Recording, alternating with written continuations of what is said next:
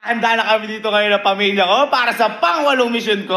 Yeah! At ito boy, hindi na ito basta mission natin. Kasi boy, sobrang excited ko dito kasi di ba sabi ko sa inyo, yung mga nangyayari sa mission natin hango sa karanasan natin. Tama. Boy, kung yung mga mission natin noon, mga tao, kakilala, hindi kakilala, pamilya natin. Ngayon boy, ang mission natin, hindi ito tao. Ito boy, yung mga man's best friend o yung mga fur babies natin. Hindi naman kumbaga, kailangan sakupin natin lahat sa mission na to. Tama. Siyempre, alalahanin din natin yan dahil ang mga puppies natin, yung mga cats natin, at iba pang mga hayop, isa din yan sa mga bumubuo ng pagkatao natin. Tama. Ngayon, kung bakit ko nasabing karanasan natin, kasi di ba, naalala mo yung una nating aso? Si Sky. Hindi. Sino?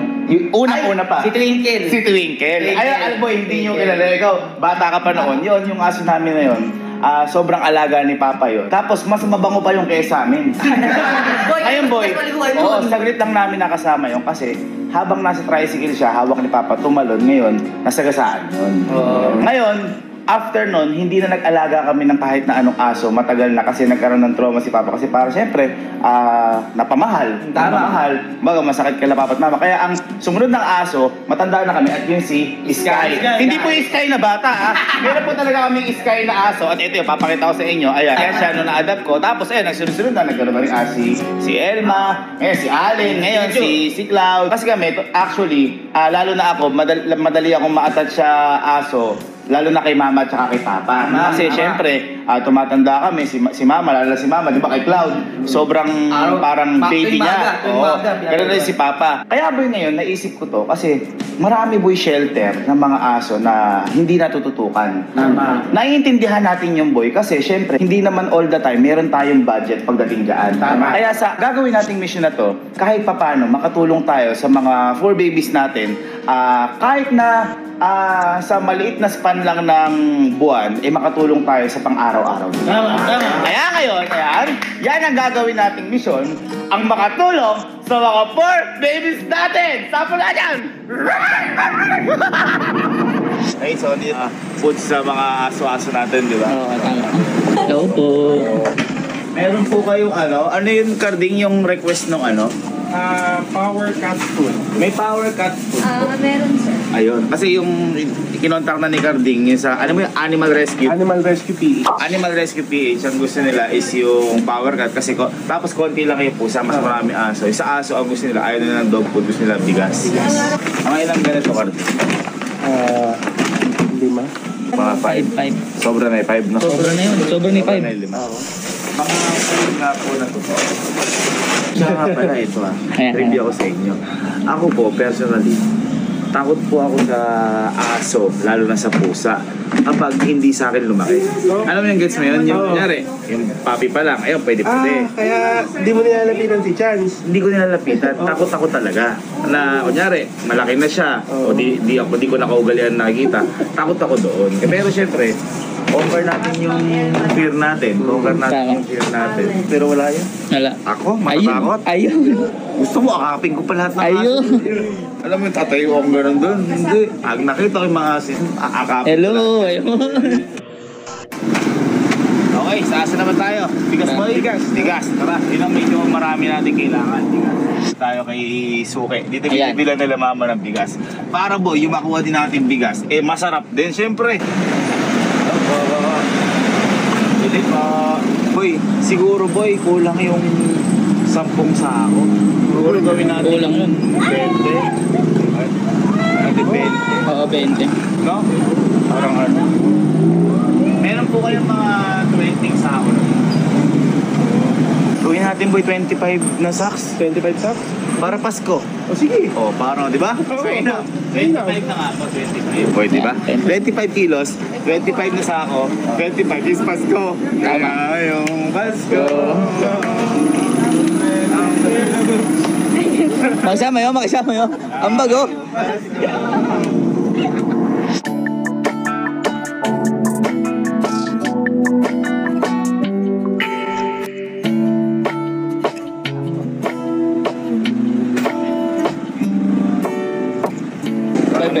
Nakapagbayad na tayo po ngayon sa may sack surprise natin. Ang gusto naman natin, ang kailangan pa po yung Sunrocks at saka Basahan. Sunlocks at saka mga basahan. Bibili pa tayo noon.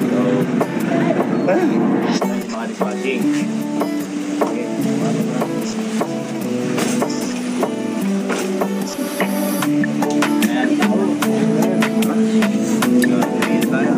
Bye.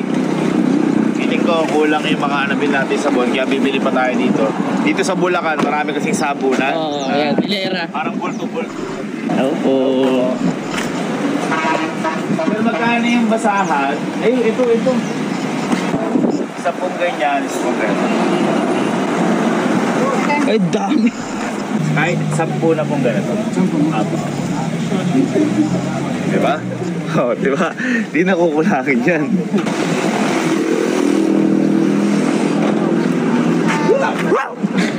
Guys, kung aso ka, ano ang breed mo?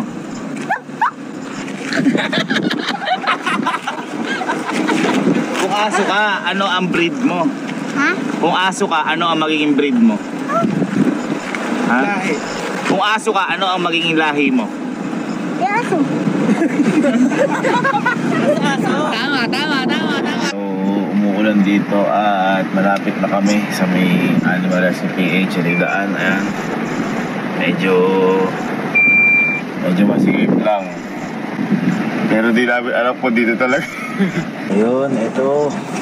Nakapunta na kami sa Pararoonan. Ay, yun, ang dami. Ang daming dogs. Ayun, ang dami. Ang dami.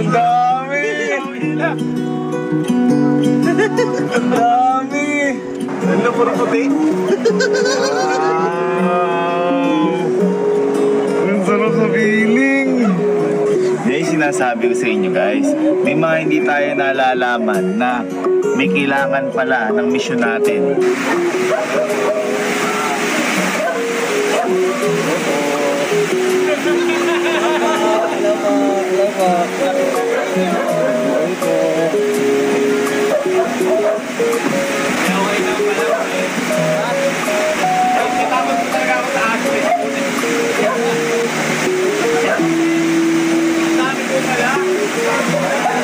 Tayo ngayon sa Animal Rescue PH. Ito yung mga sinasabi ko sa inyo dogs na rescue nila. Medyo maingay lang kasi tinan mo, wapag ko mo. Pero kahit tumabagyo pupunta pa rin tayo. Thank you po, Bali, ano po siya? Ilan pong dogs yung nandito? 600 din po. Tapos po yung cat. 50. 600 dogs. 50 yung cat. Boy, I take it. Boy, babali natin po.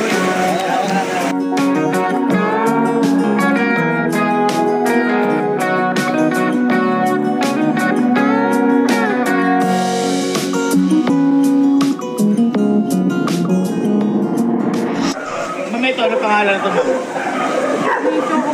Tamo, kabisado ni ma'am. 600. Ayan, so again, nandito po kami sa Animal Rescue PH. Ito po yung napili namin dahil kalugar din po namin sila ma'am, which is San Miguel, Bulacan. Lumaki din po kami dito. At ayun nga po, ang goal po ng mission namin na to, hindi lang para matapos po dito, is para halimbawa kayo kung naghahanap rin kayo ng mga, kasi sa totoo lang mahirap po humanap ng mga shelter ng mga dogs natin, ng mga animals.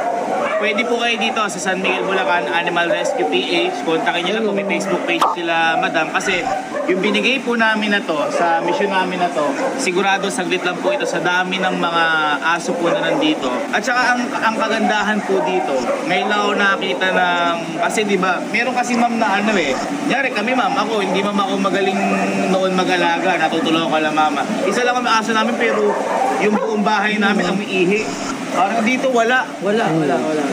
Sobrang dito, sobrang linis ng pamamalaga. At saka mamang nagtataka ako, bakit lahat sila parang tame? Parang hindi sila yung nagwa-wild. Parang kalmado lang. Kaya kami, hindi naman kami kilala dito, ganyan. Pero yung iba nga kasi, may iba dito, bawal pang hawakan dahil sa sinabi ni ma'am, traumatized pa. Diba, may mga ganun kasi nare-rescue sila, madam. Diba, ibinigay sa aking example nga ni ma'am, yung ano yung ma'am, Isa po kanina na bulag po yung mata. pinukpok sa ulo. So, syempre, traumatized siya. Ma'am, kaya ma'am, maraming salamat. Thank you so much po. Sa inyo dahil po sa vlog niyo, marami pong maraming ganyo na hindi na po malakit ng mga aso. Saka po marami po may kasi po, dahil po kasi sa mga Pilipinas na pinakabayaan lang. Yun. Tsaka yung iba dyan, sabi ko nga sa inyo, hindi dapat pangregalo ang mga fur babies natin. Hindi dapat yan ginagawang regalo lang. Kasi dapat obligasyon yan. Yan, di ba ma'am? Lifetime obligation ng mga aso. Kasi parang tayo din yan, pamilya din natin yan. At saka guys, ayun, kung gusto nyo or dedikado na talaga kayo na mag-adapt, pwede rin ma'am dito, tama po. Pwede rin po kayo mag-adapt dito. Punta lang po kayo sa Animal Rescue PH dito po mismo para kausapin sila madam about sa may adoption po natin. Pwede rin po sila mag-volunteer kasi wala po kami masyadong volunteer. Ayun, pwede rin kayo mag-volunteer. Ma'am, may tanong pala ako. Di ba ma'am usually, dog food talaga? Bakit ma'am rice ang mas napili niyo? Kasi karamihan po sa kanila stray, di ba nakamasarap po sila? Opo. Po sila sanay sa dog food. Okay. Nahanap-hanap po nila yung kinakain nila sa pamamasukan. Kumbaga po parang yung kung ano po yung nakasanayan. Sila pala is sanay sa kung ano yung nakasanayan kasi dati namamasura sila. Ngayon, ayan, meron komportable na sila dito. At saka ang kainaman dito, magkakasama sila, pero pero parang magkakapatid. Tsaka boy, lalo na ngayon, yung mga umuulan, ganyan. Ayan. Special kami talaga boy. Ano din pala, thank you din kala ma'am o sa Animal Rescue PH dahil sa pag-rescue. Ma'am, thank you dahil ibang klaseng obligasyon yon na to the point na umabot na nga na 600 ang aso dito at 50. Tapos ngayon, kailangan din syempre ng volunteer kasi ma'am, po kinukulang din ng staff. Tsaka guys, kung gusto niyo rin tumulong, katulad ko, kung gusto niyo rin gumawa ng mission, kontakin niyo lang po sila ma'am. Ito po yung Facebook page nila, yung Animal Rescue PH. Para po sabay-sabay po natin na suportahan yung mga fur babies po natin na katulad ng ganito. Salamat sir. Happy birthday po sa inyo. Thank you po, thank you po. Boy, salamat sa inyo ha! Yan! Oh! Ay! Tropa mo na agad. Mag-meeting din ba silang kami? Meeting. Manig kayo lahat, manig.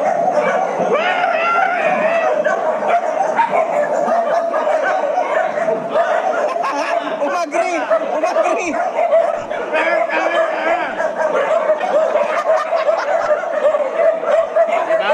Angas po doon. Sabi niya, I love you daw. Ay, happy birthday daw! Binati ka? Happy birthday! Binati ka? Kumakanta ka. Happy birthday, Miss Ano? Happy birthday! Oo daw. 1, 2. Lahat naman tayo may karapatan tayong mabuhay sa mundo ng masaya, puno ng pagmamahal, puno ng pag-aaruga. Kaya sa lahat po ng may alaga ng mga fur babies dyan, saludo po ako sa inyo lahat. Dahil sabi ko nga po sa inyo kanina, hindi po yan normal na obligasyon, kung hindi panghabang buhay po yan na obligasyon. At yan, hindi lang yan basta hayop, kung hindi pamilya po natin yan. Kaya maraming salamat po sa pagmamahal na ibinibigay niyo po sa mga fur babies natin.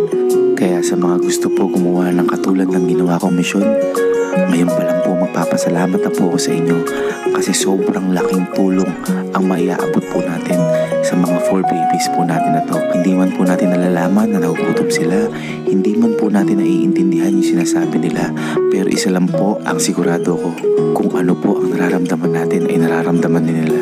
Kailangan na kailangan din po nila ng pagmamahal. Kaya mga mamin sir, maraming salamat po sa inyo sa pagsama sa pangwalo po naming misyon.